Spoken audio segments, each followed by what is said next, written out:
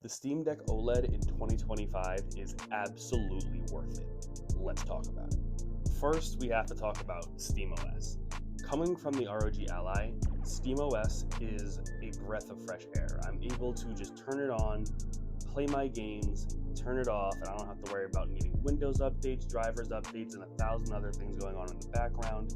It's just simple, pick up and play, which makes this device honestly a game changer. Now moving on to the screen. The screen on the Steam Deck OLED has honestly been eye-opening for me. As someone who's only ever used OLED on their mobile device, I never really appreciated OLED and how good it really looks compared to something else. So now that I'm playing on the Steam Deck OLED and playing all these vibrant, bright games like Hades and Risk of Rain and Borderlands, it's really showing how great this screen is. The 90 Hz is buttery smooth, and with the OLED bright saturated panel, it's really just overall a great immersive gaming experience.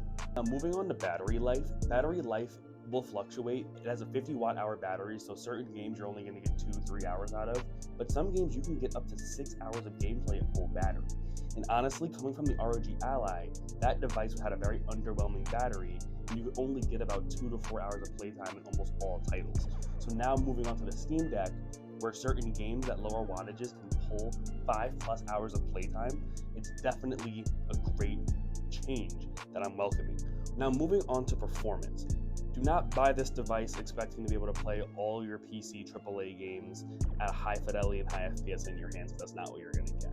If you're looking for a device that can play those older games, those indie games, those smaller games in a very comfortable, fun, mobile way, then this device is perfect. And that's exactly what I wanted. I had a lot of games in my backlog that this device is more than capable of running than now I'm playing.